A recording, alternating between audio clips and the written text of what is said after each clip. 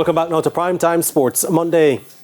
Let's bowl off with some cricket news. The hierarchy of the Jamaica Cricket Association is moving to make a change for the head coaching role of the Jamaica Scorpions team. Andrew Richardson, who took over in 2022, is on the verge of being replaced when his contract comes to an end in October. Jerome Foster tells us more. It seemed like the perfect match when Andrew Richardson took charge of the Jamaica Scorpions franchise in 2022, as on the first time of asking, he helped break a 10-year title drought. That was November 2022 when the Scorpions won the Regional Super 50. But since then, the momentum for the franchise went pear-shaped. The team surrendered its crown by failing to win a 50-over match in 2023.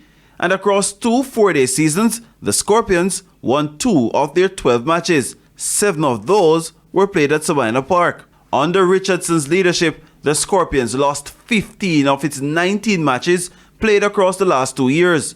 It's understood that Dr. Donovan Bennett, who replaced Wilford Billy Heaven in April as president, is yet to have a meeting with Richardson. Furthermore, based on TVJ Sports sources, the draft for the next cycle of retained players was completed early in August without Richardson's input. It's understood that selectors Delroy Morgan and Junior Bennett oversaw the process.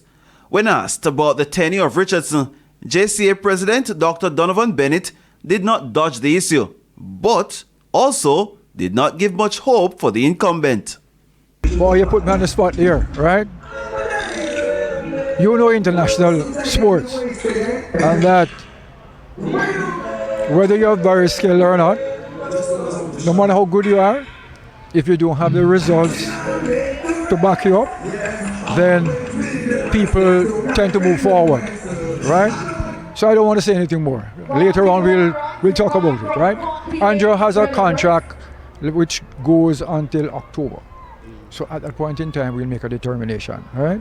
It's understood that former interim coach and recent West Indies under-19 lead men's selector Robert Haynes is the man in line to take over the reins of the franchise ahead of the Super 50 later this year.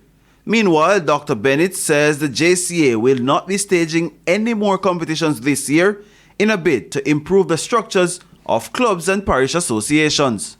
What we have recognized is that the clubs and parishes in Jamaica are totally disorganized, right? Some of them have not done an AGM for 10 years, 15 years, right? Some of them are not playing local cricket in the relative areas. So we have taken a decision to spend that 3-month period to go around with the clubs and parishes, to work with them and to get the required whatever it is to make them compliant with the standards that we require, that we take them there.